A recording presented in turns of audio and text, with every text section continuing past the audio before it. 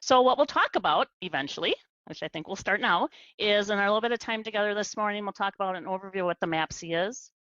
We'll talk about placements within SSIS and why that's important, because that information feeds into what the MAPCY is doing as a tool.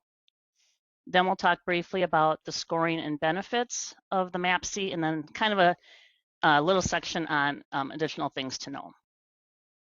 So MAPCY stands for the Minnesota Assessment of Parenting for Children and Youth, and starting January 2015, which is kind of histrionic to even bring it up at this point, has been the tool that we've been using since North Star launched, that determines the monthly benefit payment for our kids in foster care, kinship assistance, and adoption assistance. So when North Star came into fruition, there's 3 different parts of the benefit package. Oh, Jamie, I can't see anything. Really? Are other folks able to see? Yes, I can see it on my end. I'm going to take over. She's in. Guys. I'm taking over. Thank you. I'm taking over. I can't take it anymore. There must be some other additional things going on with WebEx, because I'm being bombarded with messages coming into my emails that people Eric, are not able to get in either. I stopped sharing. All right. Can you see what I'm sharing? Yes. Okay. Is this where you're at, the basic payment? That's where I'm at. Yep. All right, let's go. Okay, so when North Star launched, it was a 3-part benefit package. The first part of the package is the basic payment. That's going to be set basically solely on the age of the child. So it's going to change when a kiddo turns 6. It's going to change again when they turn 13. What that's providing for is the basic cares for caring for a child, whether they're in foster care or in permanency. Key to note that it's not available for our at-risk adoption only cases. That's going to be a different subject matter that you can reach out to me for, and we can set up training for you or your agency. The other part is the supplemental payment. That's going to be determined by the MAPCY. And what the MAPCY is looking at is how much extra care and attention does a child need when they're in care, and what a family's doing to build on the strengths of the child or meet their needs. That also is not available for our at-risk adoption only cases. The third part of the benefit package is medical assistance. Key to take away on that is that it's not automatic for any of our kids who have a non-4E kinship assistance benefit agreement. So if the family were to leave the state, we'd be based, medical assistance would be based on the reciprocity of the state in which they move to. Okay. So when do you need a MAPCY? Anytime you're going to use service codes 180 or 181 or 188, the child or youth is placed with any of the following situations, okay? If you place a child with a relative who has had emergency placement and they're in the process of becoming licensed, even if they're not licensed, we support that placement with the MAPCY. Any of our foster parents who are licensed by the county, private agencies, or any of our tribal agencies. Takeaway on this, residence foster care, corporate foster care, I forgot to update this, any of those placements that were before September 30th of 2021, those are considered legacy corporate foster care settings, and those would be supported by the MAPCY. However, after placements on or after September 30th are no longer supported by the MAPCY. Extended foster care are youth who are in the supervised independent living settings. It's a very small MAPCY tool. They are supported by that. In any of our families who have children who are under the guardianship of the commissioner who are moving towards adoption, or who are taking a TPLPC, transfer of permanent legal and physical custody. Key to take away, MAPCY does not need to be completed for any child placed in correctional facilities, hospitalizations, group homes / corporate foster care settings, or hospitalizations. Okay. So the next 2 slides are going to talk about what the process looks like. Key takeaway on this is that the MAPCY has to be loaded in the financially responsible agency's SSIS system. It's loaded in there. The placement needs to be loaded in there because payment is going to be made off of that determined MAPCY. So legally responsible agency is responsible for placing the child. Entry of that placement has to be done in the financially responsible agency's SSIS system. You're going to complete the MAPCY in collaboration with the child's team. So not only will it be with the legal and financially responsible agencies, but anybody else who is involved with that child, whether it be the licensing agency, children's mental health worker, whomever. Financially responsible agency needs to enter that MAPCY into SSIS. It is scored within their system, and that is going to determine the benefit level. Once that is scored, next, the assessor is going, Eric. The assessor is going to refer it to their agency approver. You guys are never going to have me back. This is hysterical. Okay, next slide, please. The assessor is going to refer the completed MAPCY for agency approval. The approver is going to review and approve that MAPCY, which we'll talk about a little bit.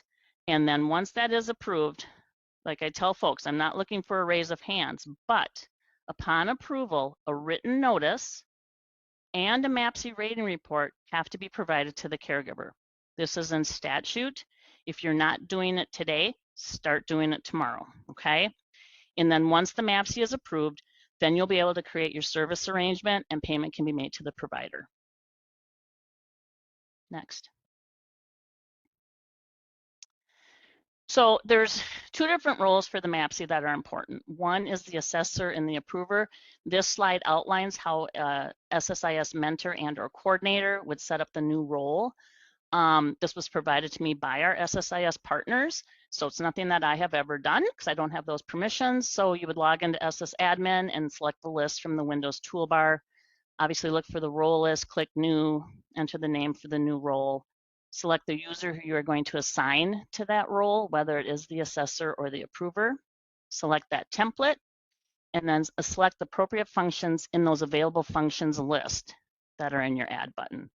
And once all security functions are assigned, go ahead and click OK. Okay. So an agency should have at least one assessor and one backup assessor. This allows for, people are out sick, people go on vacations and whatnot. Just key takeaway on this is that just note one staff cannot assess and approve the same MAPCY. Kind of plays into the quality assurance of the tool. Staff might have both roles in SSIS, but just know that if you have that approver function and you end up doing an assessment, you cannot approve that. Most often, caseworkers are probably in the best position to complete the assessment. However, we do have multiple agencies across the state that have designated assessors. Seems to be working out okay for them. Next. So the role of the approvers is that per statute, MAPCYs are to be completed within 30 days of a kiddo's out-of-home placement. Are you going to get the best assessment? We have learned no, but it's in statute. It might lend itself to doing some reassessments as the child gets more comfortable in that placement. We can talk about that when we talk about reassessments. Note that a MAPCY has to be approved by an agency designated approver before SSIS will pay off that determined benefit level. If it languishes out there without it being approved, it's going to default to the level B if it's been an ongoing placement, or the level D if we're looking at emergency benefit level, and we'll talk about that later. Obviously, only approved MAPCYs can be used for the service arrangements and payments. And then for those kiddos with the highest needs, once that MAPCY is scored and approved, that can be sent over to DCYF to approve a higher level that can add anywhere from 0 to 5. We'll talk about that briefly as well this morning. Okay.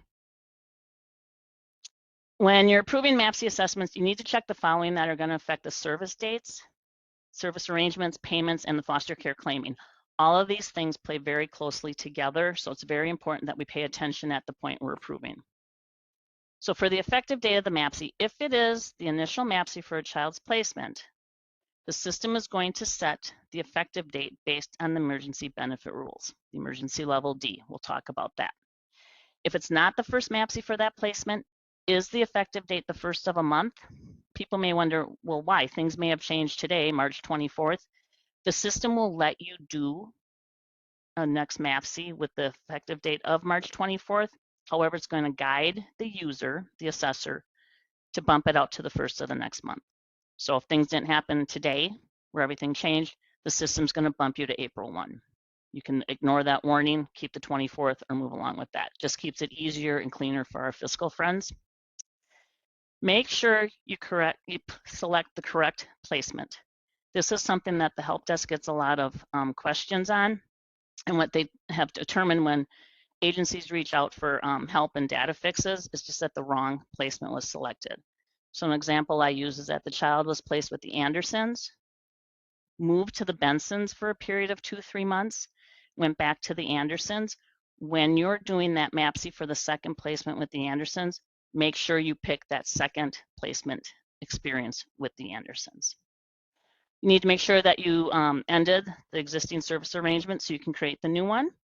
And if that effective date is backdated, you need to let your fiscal folks know, because they may need to make additional payments based on that effective date, or they might need to split the payments if that level has decreased. Okay. So the MAPCY Child and Youth Tools, the service arrangements and payments, these are going to be service arrangements 180 and 181. What's going to happen is upon approval of that MAPCY, that is going to autofill into the service arrangements that's created based on that. Do not try to override. We've had many agencies reach out to the help desk with the situations like this, that it didn't autofill. Sometimes it's because different MAPCY was selected, different placement was selected, and or trying to override the emergency level D. Okay.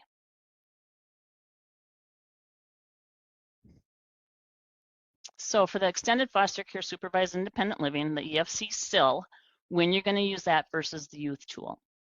You're going to use the youth tool if that child, that youth is living in a licensed setting and they need that day-to-day supervision that a caregiver provides them. When we get into the EFC SIL is when their living setting is an adult foster home or they're considered a boarder. This happens a lot when our kids go off to college. It could be an apartment, host homes when they're renting a room, things like that, and we're supporting their need for supervision, support as they move towards independence. They're not required to be licensed. Okay.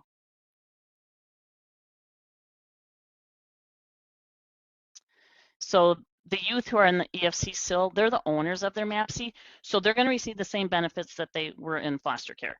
What happens with this, since they are the owners, let's say the benefit level is determined to be, for ease of explanation, $1,000. Some funds, some of that $1,000 can be paid directly to vendors, whether it's the landlord, cable company, phone service, and then some funds can be paid directly to the youth. Because sometimes we know our youth are not ready to get the whole $1,000. We're not quite sure what they're going to do with it. You can start off small. They can get $200 a month, work up to $300 a month and whatnot. So just know that you can split that payment up until the amount that the MAPCY has determined. Okay.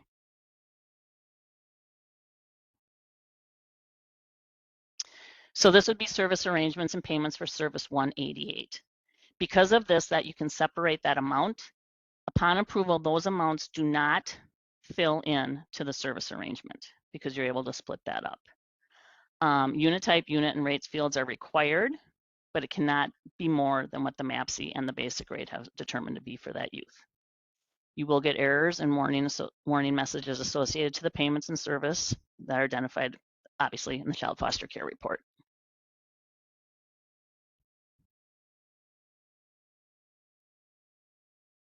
All right, so let's talk about placement for a little bit and why this is important, because it does feed into the tool.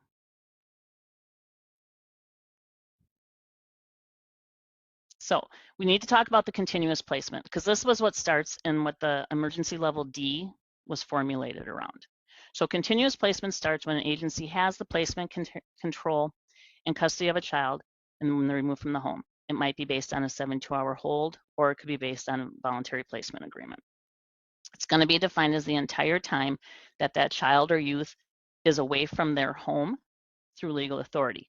So it's going to end when they reach permanency, reunification, TPLPC, adoption finalization, or they reach the age of majority.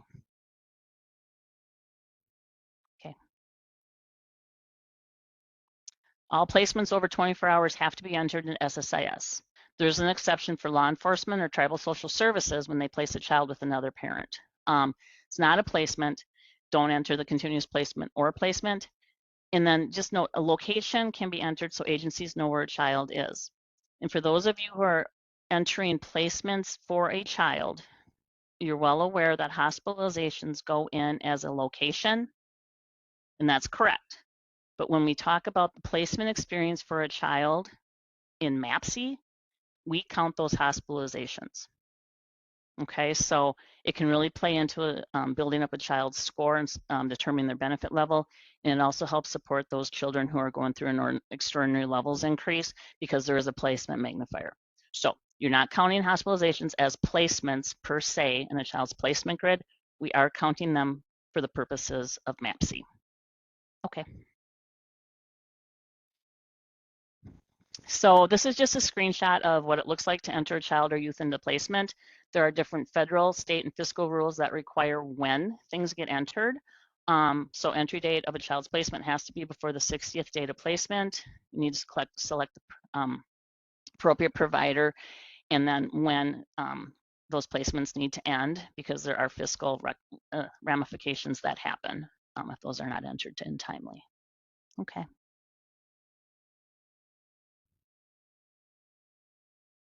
So it's important to double check whether it's foster care, shelter care, residential treatment, group home, vendor, because some biz orgs have different licenses for different levels of population of care. You need to double check legal authority.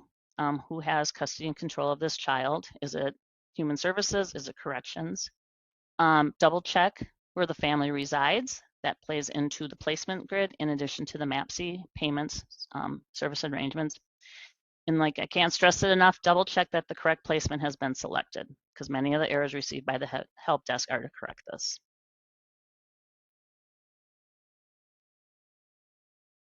So let's talk about the tool. And this is why I'm showing you why the placement is important. So within SSIS, the MAPCY falls under a child's nodes.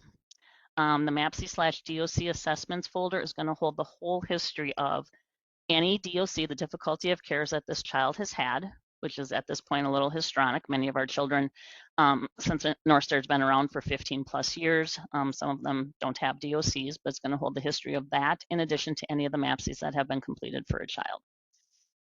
So let's talk about the setup tab. Next slide, please.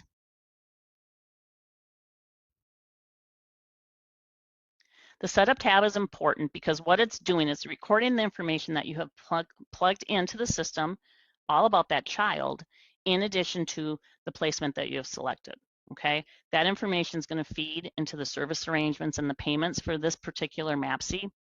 Obviously, most of us would do this anyways, but it should be completed from the top down, as based on selections that you've selected, you might get different things that show up with the arrows pointing down.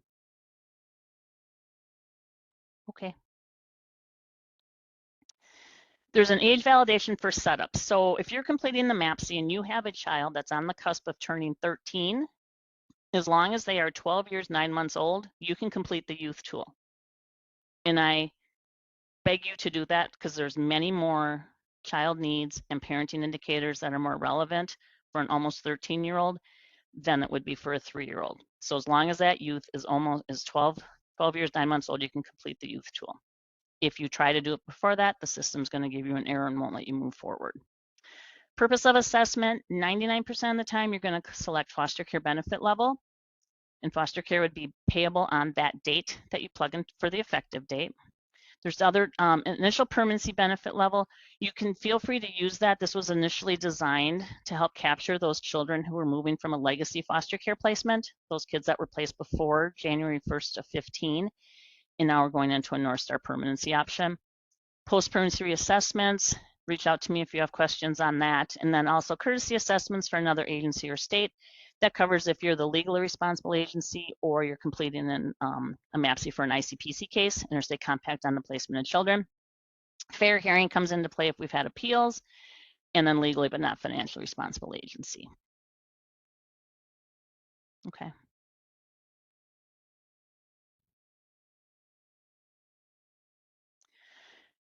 I can't stress enough again. Here I go, third time's a charm. Ensure that the correct placement is selected if the kiddo's been there before. Placement information is going to pull into that MAPCY rating report that we're sending out to a family. So make sure you got the correct one. Notice to the caregiver, Super important. There's been many times where I've gone in when sending a notice to the caregiver as it relates to an extraordinary level, and someone has plugged in the name of the parent as the responsible person for the placement. So I would be sending that notice out to the parent. We don't want to do that. Make sure that you select the placement where the child is at. This is also going to feed into the service arrangements and payments. Okay.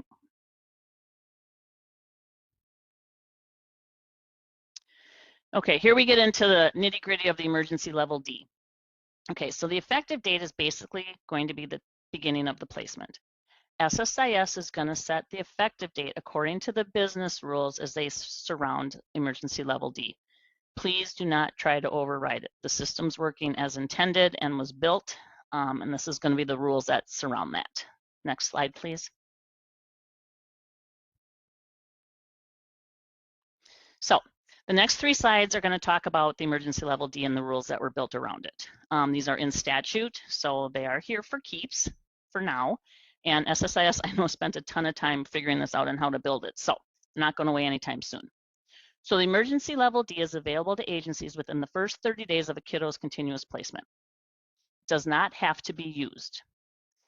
First example is, if a MAPCY is completed within or after the first 30 days of a kid's continuous placement and the amount goes greater than the level D, the higher rates can be payable back to the first date of placement. This example is, child was placed January 15th.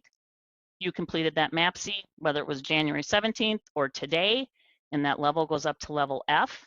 SSIS is going to keep that January 15th placement date as the effective date for this MAPCY. So the kiddo will get the F going back to January 15th. Next slide. The next example is that MAPCY is completed within the first 30 days of the continuous placement, but it goes lower than the level D. So in this example, kiddo was placed January 15th. The level gets approved at the level C on January 30th. SSIS is going to change the effective date of your MAPCY to January 30th, the date of the approval. So that child will get the emergency level D from the 15th through the 29th, and then starting on the date of that approval, the 30th, that lower level will be paid going forward. Don't try to override it. Next. Last example is the MAPCY is completed after the 30th date of the continuous placement, and then the MAPCY goes lower than the level D, but didn't get approved till after the 30th date.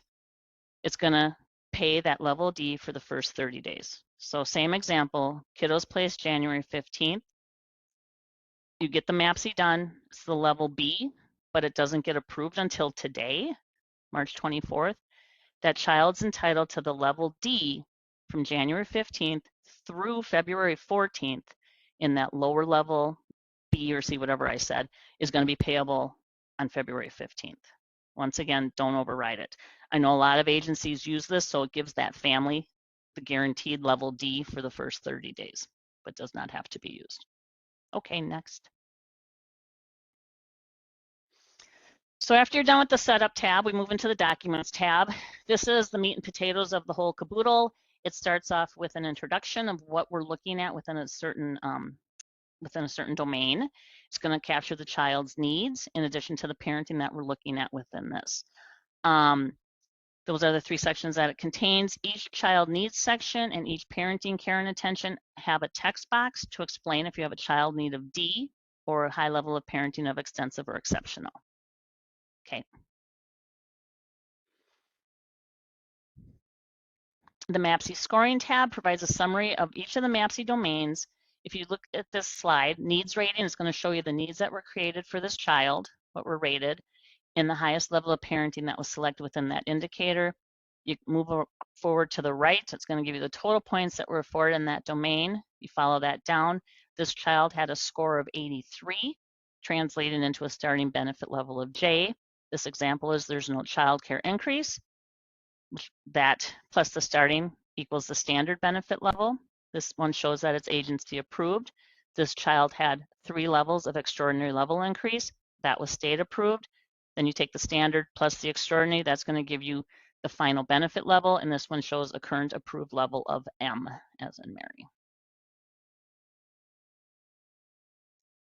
The Properties tab just provides basic information about the assessment, who did what and when. Not as, I don't think it's as useful for agency staff and assessors and approvers to look at. However, it's very useful for me when I look at an extraordinary levels, because what I do is, which we'll talk about the extraordinary levels in a second, what I do at the point, if an extraordinary levels needs clarification needed, I go back to this Properties tab and I pull out anybody's name who is on this. So when I send the comments with my clarification needed, I will also send you all an email outlining what I need. Because as we'll see in a couple of slides, the comments tab was intended to be a two-way conversation for agencies and the state. It doesn't work that well because most often when assessors and approvers have done their work on a MAPCY, they go on to their next case. They go visit another kid, they go to court, whatever they do, they're done with that. So you don't go back. A lot of folks don't pay attention to their alerts and reminders. So that's my way of helping you guys figure out what needs to be done to get these extraordinary levels approved. Okay, next.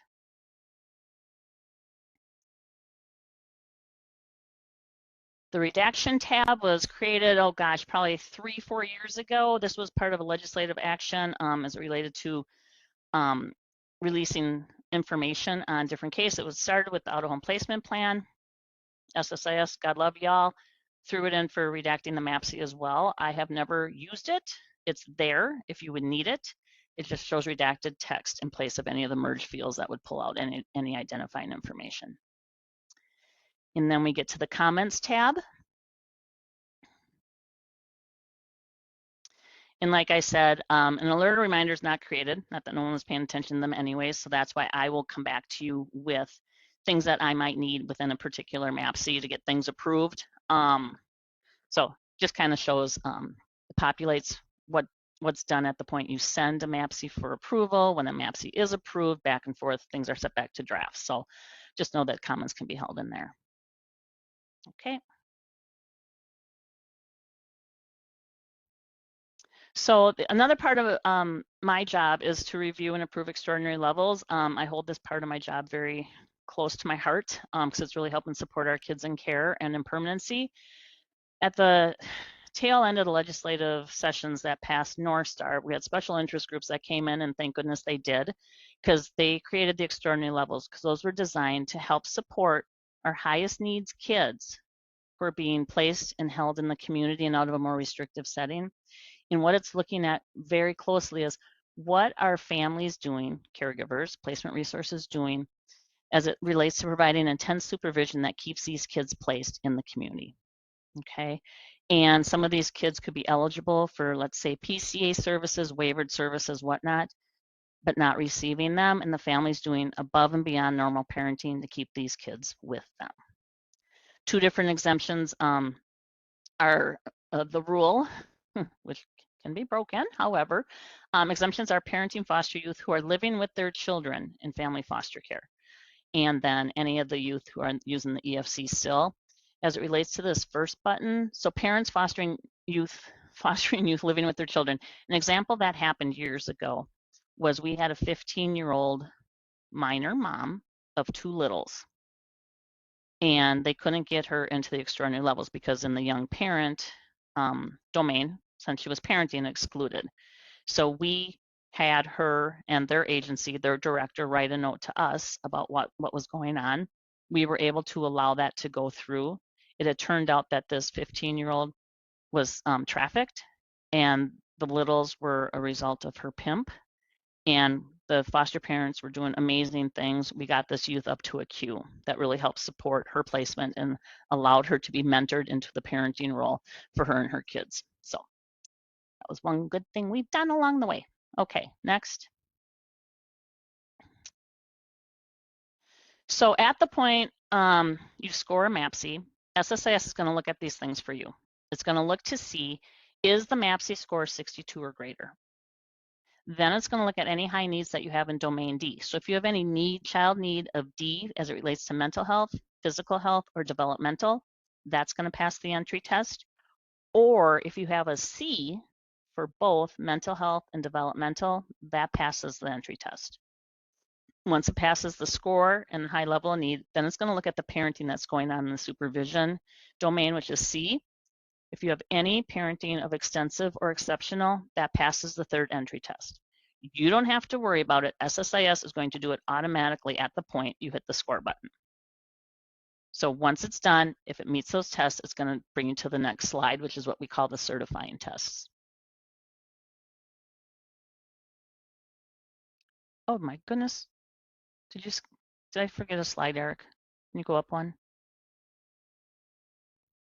I am so sorry, everybody. Okay, so you do the certifying tests. What that's doing as an assessor, it's asking you, is the child currently placed with this caregiver? If you say no, it shuts the extraordinary levels down. If you say yes, it asks you another question. If it weren't for the care provided by this particular provider, would this child be in a more restrictive setting? If you're like, no, it'll shut it down. If you say yes, it's going to say, okay, when did you talk to your supervisor, placement review committee, whomever at your agency about this? You plug in the date, and then there's a description of care that is where you're going to talk about the wonderful things that this family does that's above and beyond normal parenting that keeps the kid placed with them.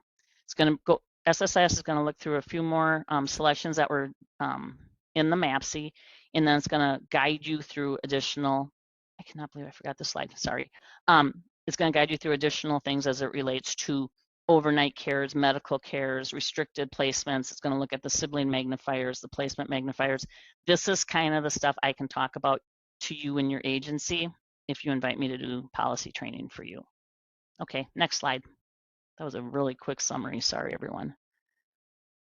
So how is the extraordinary levels done? Once the assessor completes the MAPCY and explores the extraordinary levels, they have to do two things. So as an assessor, you have to send your MAPCY for agency approval. Your approver is either going to approve it or set it back to draft. Then the next slide will show you what you need to do with the extraordinary levels.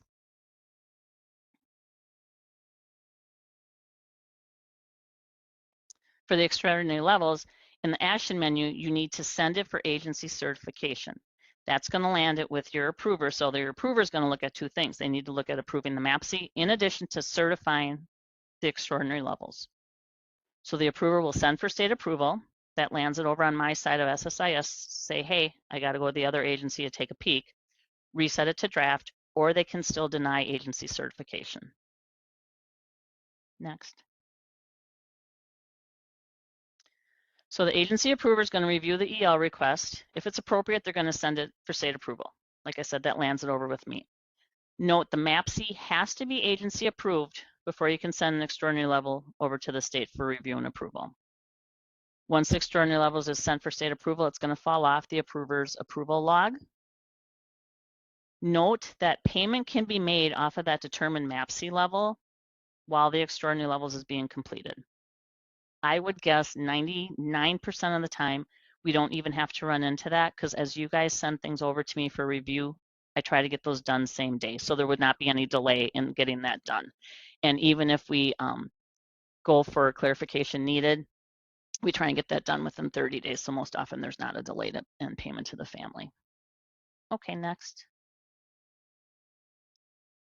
So many questions that the help desk gets, I get is saying, hey, we sent an extraordinary levels request over a couple weeks ago. Jody says she does them every day. She lied, it's not done. What I ask you to do is look at the status of your MAPCY and your extraordinary level before you reach out to the help desk or myself. Look to see that it's in a final status. Most often when we get these questions, we go look at what's going on your side of SSIS, in either the MAPCY is in draft or pending agency approval, or the extraordinary levels is in draft or pending agency certification. So just make sure that those are done. You can determine a final status could be not eligible. Approver may deny agency certification. You can withdraw after you send it to DCYF. You can withdraw that saying, oh, sorry, we take that back, didn't mean to do that, or that it's approved or denied. Next, please.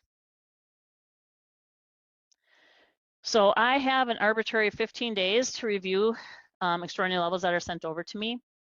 I will either approve it, I will deny it, or I will request clarification. I have probably straight out denied probably 10 in the 10 plus years that I've been reviewing extraordinary levels. My main goal is to approve these. If I need to set it for request clarification needed, it means that something was missed or not fully completed in the MAPCY or in the extraordinary levels. So I will review the MAPCY, and most often when I see things that need clarification needed, it's because, as an example, when I just told you as it relates to placement experience for a child, count those hospitalizations, I will go look at their placements because a lot of these extraordinary levels kids have had hospitalizations and that can really bump up their benefit level because it plays into their experience. So I may set the clarification needed saying, hey, you didn't count these 5 hospitalizations that this child has had. So regardless of the reason, if I set it for clarification needed, I will send you an email outlining what's done, saying, hey, please get this done, whether it's a revised MAPCY or setting your extraordinary levels back to draft. You have 30 days to get that back to me. If it's not sent back to me within 30 days, it will auto deny. What I do is I send you out that initial email saying, hey, get this done in 30 days. A week before it's set to auto deny, I'll send you another email saying, hey, this looks like it's set to auto deny March 31st. Overnight on the 31st, I get a notice saying it auto denied. I will send you out another one saying, hey, you got 5 days to get this done. Or I, as the DCYF extraordinary levels reviewer, I have to send a notice out to the family that indicates you didn't get done what I requested you to do. And I don't want to set those, build those walls up between you and your families.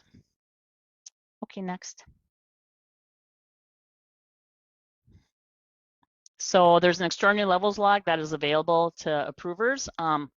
Work with your SSIS mentors and or coordinators to get access to this. If it's warranted, it's just gonna help track things as it relates to where things are in the process for the extraordinary levels. So that's just a screenshot of that.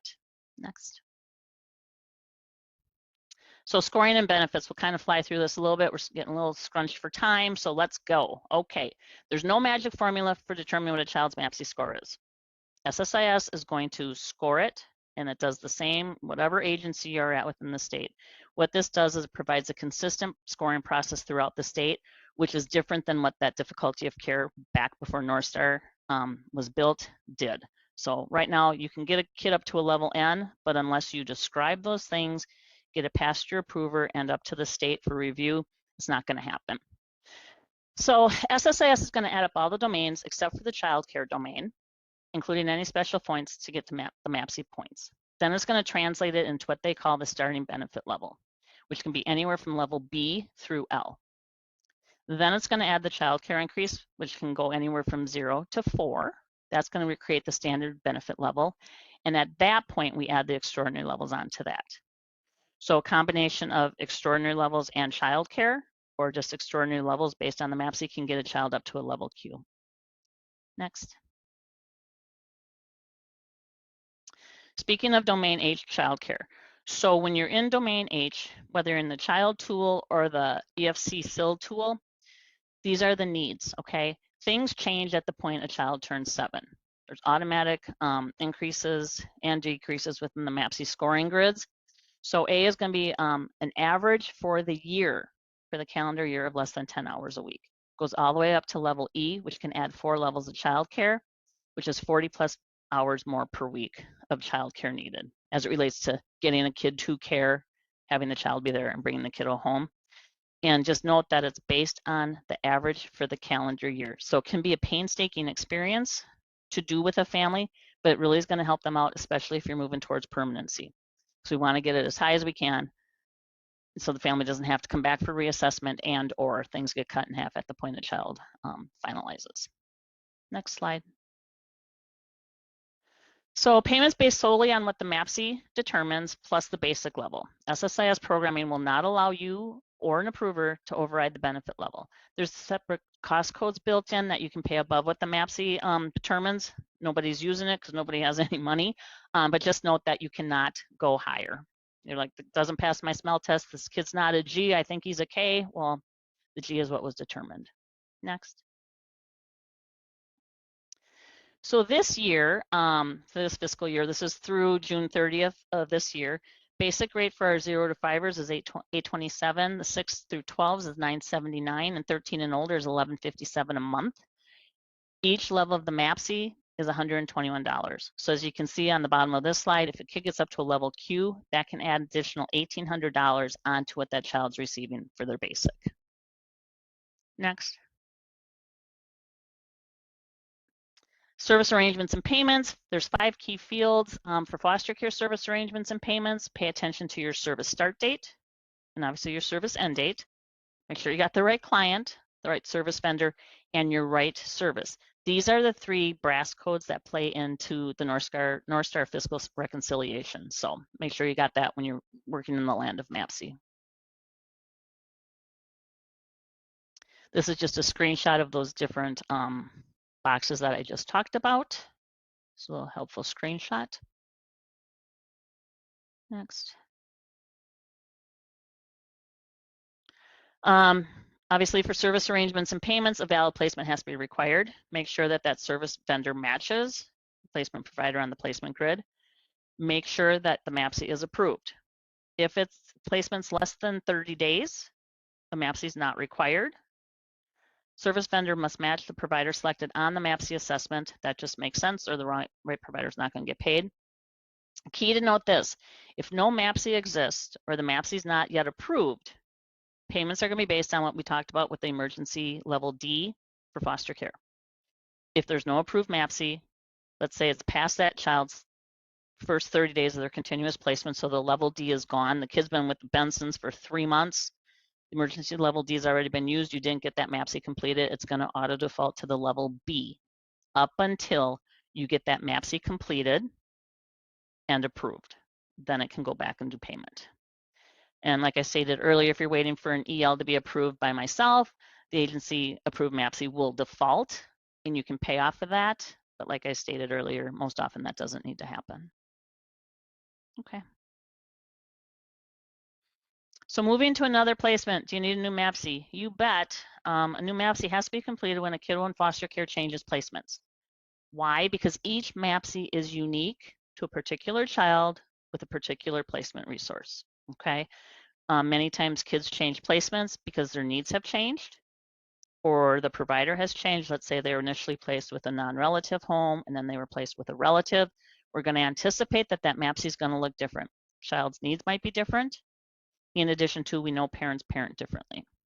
So you need to end that current service arrangement when that first placement ended and then create a new service arrangement for the new foster home once that MAPCY is approved.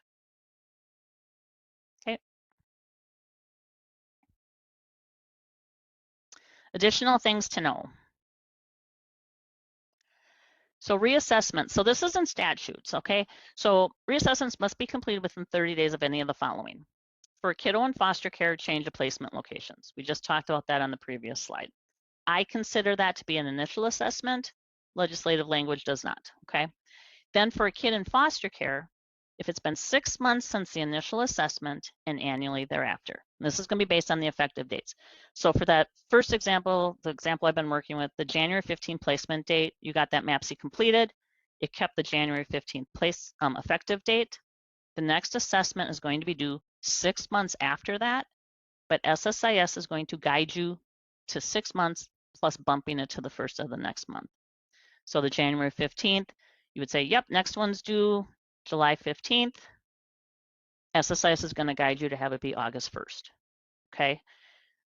Unless things changed on the 15th, go with the August 1st. It's easier for case managers to keep track of, I believe, in addition to, like I said earlier, working well with our fiscal folks. And then if you do that one for August 1st of 2025, the next one will be due August 1st of 27, okay?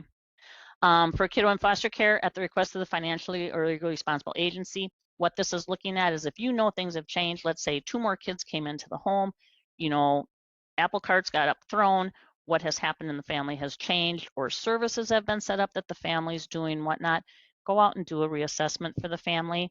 You know, you don't have to wait for them to ask for it. I would say just don't do it to pull the rug out from folks. At the request of the commissioner, an example of this would be you submitted an eligibility determination for one of your kids who's on the cusp of turning 13. So they're going into adoption and your records and eligibility consultant reaches out to you and says, hey, maybe you want to look at doing a new MAPCY because this kid's going to turn 13 and you can use the youth tool. That's an example of the requesting from the commissioner. At the request of the caregiver, this is in statute. So I'm not, I'm always leery of what they intended when they wrote things in sometimes, but just note that it needs to be in writing from a family to request a reassessment. Most often what we see is families call and say, hey, can you, I don't think we got this quite right. Or services have been set up after the kid being in placement 2 months, can we get a reassessment? Go ahead and do it. Keep it small as you can. This could be that they were looking out for case managers and that there's, we know there's some families out there that are never quite happy with what the MAPCY spits out and they ask every time you do it. Just because one button is selected in the next MAPCY does not mean it's going to make a change. And if less than 6 months, written documentation needs to be provided, let's say from a therapist, a doctor, or whomever, that there's been significant changes in what's going on in the home.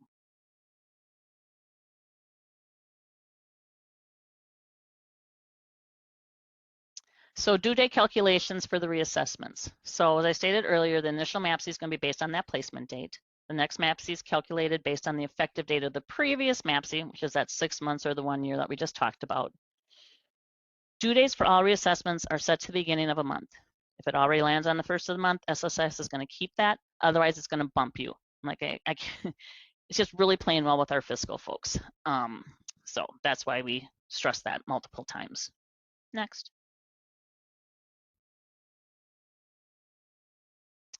There is a report in SSIS and under general reports.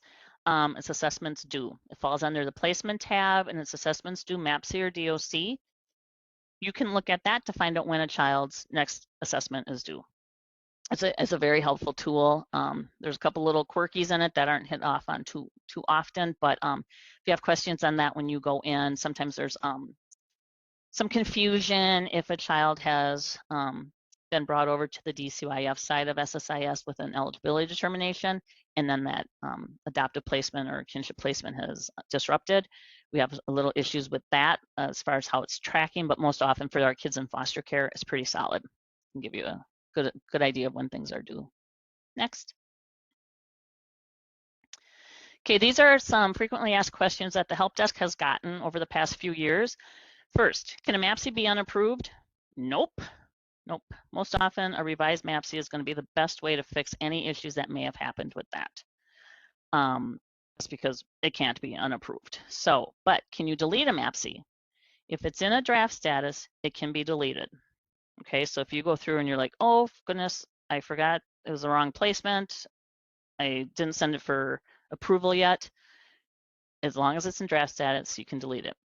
As a general practice, the help desk will not support deleting approved MAPCYs and will not for sure if a payment's been made off of it. Sometimes it's possible for the help desk to set it back to draft so errors can be corrected, but that will not happen if payment has occurred. Do I need a MAPCY if the kid's been there less than 30 days? Nope. We talked about this briefly earlier. If it's within the first 30 days of that continuous placement, the kid's going to receive the level D. If it's past then, the system's going to auto default to the level B without an approved MAPCY. But remember, once that MAPCY is completed and approved, it'll go back to the date where that B started getting paid based on that auto default. Next. Two different components were built for the MAPCY when SSIS knocked it out of the park as it relates to how they built this beast. Okay, one is revised MAPCY. What this is doing is you can go into a previously done MAPCY. In the action menu, you can click on Create Revised MAPCY. This is going to keep the same information. Everything's going to carry over. Gives you that huge head start because, whoops, I actually forgot something. Or there was an appeal. You got to go back and fix it. Or when an SSIS template changed, which has not happened for quite a while. Key to note on the revised MAPCY, it has to keep the same effective date. So that kid was placed January 15th. You realize February 4th, for whatever reason, there was 3 other kids in the house and everything's a little bit different. And it goes back to when the date the kid was placed. You create the revised MAPCY with January 15th as the date. It carries everything over. Next. There are some fiscal impacts as relate to that. Obviously, you complete the revised MAPCY if you don't want to change the effective date. If the level increases, a new service arrangement has to be created for any of the service dates that haven't been paid already, and must be made for the MAPCY adjustments, which is special cost code 19. If the level decreases, you also need to create a new service arrangement for any services not paid, but any payments made to the provider, this is a fiscal thing that a lot of us social workers don't get. The provider needs, the payments need to be split in order for folks to claim North Star. It's a whole fiscal language. Our SSIS folks know what they're talking about as it relates to this. Just know that if you do a revised MAPCY, you need to let people in your fiscal department know. If the MAPCY level stays the same, no changes are necessary for either the service arrangements or the payments, which kind of goes without saying. The other functionality is a copy MAPCY. This can give assessors a huge jumpstart as it relates to doing reassessments for our kids, and or if a kid changes placements.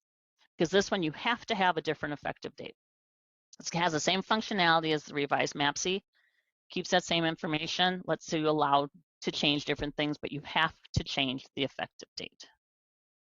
Okay. Once again, there's fiscal impacts on that. Same thing with the service arrangements. If the level increases, if the level decreases, you got to split those payments. If the MAPCY level stays the same, but the effective date is not the first of a month, this is where, you know, things for reassessment, you might say things change March 24th. A new service arrangement has to be created for those service dates not already paid. And then any payments made where the service dates include the new effective date need to be split in order for your agency to claim North Star. Okay. So post-permanency reassessments, I'm not sure who all in the world is doing them out there, but just note this policy is under review right now. We're working through it as quickly as we can. It's been slow as mud, but we're working on it. So basically what happens upon a child finalizing their adoption or their TPLPC, family can contact their DCYF adoption or kinship worker, and it has to be 6 months since the last assessment was approved. So it's based on the approval date of the MAPCY, not the date that the child finalized that adoption or TPLPC. Has to be in writing from the family. And then for at-risk adoption assistance requests, for those kids who are not receiving a monetary monthly benefit, parent has to provide written documentation that describes that a disability has manifested itself. They send that over to our side of DCYF or of SSIS. Next slide.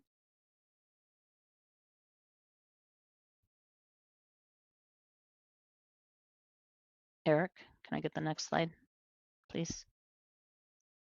Thank you. So DCYF is going to initiate a reassessment to the Agency of Financial Responsibility. This is a change that happened with North Star. It's no longer the Agency of Residence. This goes to the financially responsible agency who finalized the adoption of the TPLPC. You need to have someone within your agency check that log. Things are pretty well up to date. Myself and our operations team has done a lot of work on cleaning this up and making sure things are relevant because they need to be done within 30 days of the family requesting. So key note on this is that the request to you, your agency, will include both the pre-adoptive and kinship identities and their new names, and if the SWINDEX number has changed. Note that a MAPCY should not be completed on your side of SSIS unless those SWINDEX numbers match, because otherwise SSIS worker will not talk to SSIS DCYF and compare those MAPCY results. Okay, so make sure that those match. If you have any questions, the first time you open that up and say, whoa, what? You get a hold of me and we can talk it through. Next.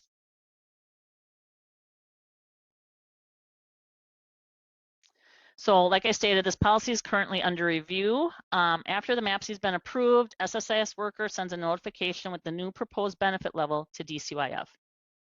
Status on the log changes to MAPCY completed. Financially responsible agency, so who's ever approving that and or is responsible for following up after MAPCY has been approved for post-perm, needs to send a copy of that MAPCY and rating report to the DCYF adoption or kinship operations worker. We will create and send out an amendment to the adoptive and kinship benefit agreement, outline what is happening with that, with the payment, the monthly payment for the child. New rates will go into effect the date that the DCYF operations worker signs it on behalf of the commissioner. So once this policy review is completed, we will get notice out to you probably through listserv and whatnot. There'll be a lot of talk and documentation that follows with that. Next.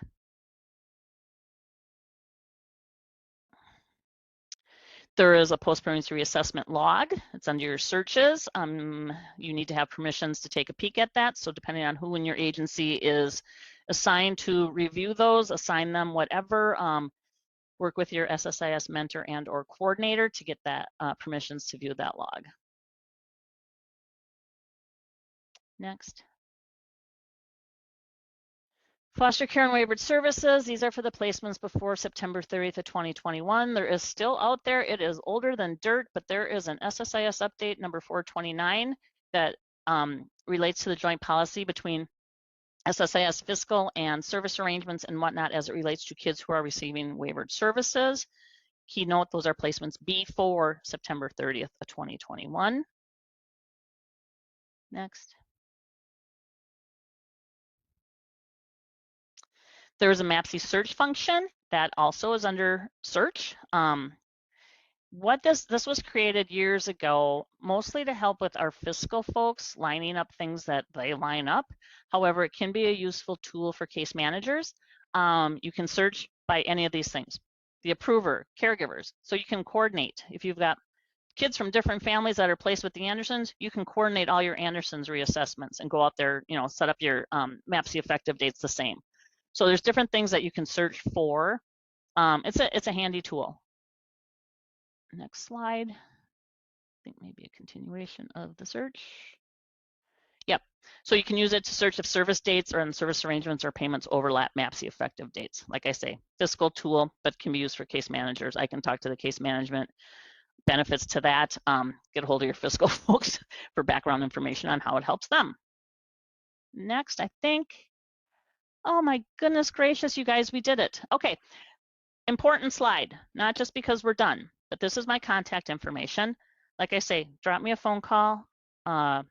Let me know if you need to go through a MAPCY with me. I will start at A. We'll go through our abbreviated alphabet of H or I. I can come out to your agency and provide training. We can coordinate different permanency trainings and whatnot, or drop me an email. So I'm here for you guys, and we'll get those questions answered as you may have, and I will turn it back over to Ross. Ross will take it. All right, thank you. Thank you. All right. Do we want to get to the one or two questions in the chat since we have a little bit of time, or how would we want to do this? I think Erica answered Kylie's question, but we can read it out loud for everybody if you'd like. Okay. So Kylie asked, let's say a MAPCY reassessment is due August 1st, but you completed July 26th for whatever reason, weekend, or will be gone, for example. Should the effective date be July 26th or August 1st? And August 1st should be the effective date, was the response. Correct. And one thing I failed to add when I was talking about the reassessment dates, let's say you had that first MAPCY out there January 15th, things changed, whatever, and things changed April 11th, and you went out and did a reassessment. SSIS is going to count that August 11th reassessment as the 6-month reassessment. So you got January 15th, you'll have August or April 11th, locks it down as the 6-month. The next one after that will be due May 1st to 27. Is how SSIS calculates those. Which now I probably generated more questions. And then Bonnie's asking, when would you use a reduced foster care payment for SPCC?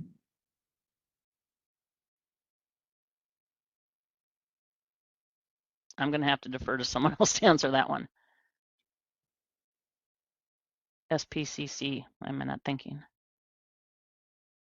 Special cost code. Yep. Take it away, Erica. I'm not sure. We might need to ask the fiscal folks for that one. I don't know if there are any on here, but we'll sure get you that answer, Bonnie.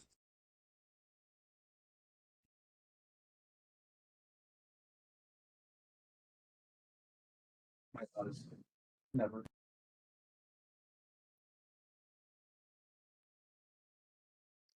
Is that it?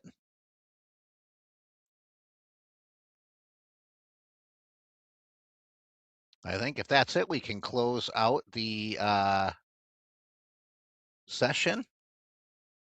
First, we want to go over some of your SSIS resources. Make sure you visit the SSIS resource page. You can get to the SSIS engagement and information site, also known as Engagement HQ. You can also look at your release information, the what's new, the release notes, the known defects.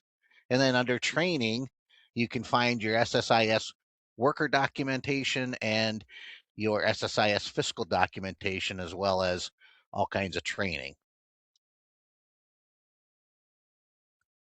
If we take a real quick peek at the Engagement HQ, we have been using this new platform called Engagement HQ that kind of packages the SSIS learning resources and opportunities in a little bit different way and provides opportunities to engage more with our SSIS coordinators and mentor population by using the news feeds, the surveys, idea boards, and forums. So go check it out. For information related to this coffee talk, please reach out to the SSIS Help Desk. And to view previous SSIS Coffee Talk webinars, recordings, and reference materials, visit the Minnesota Child Welfare Academy SSIS training site at the link listed there.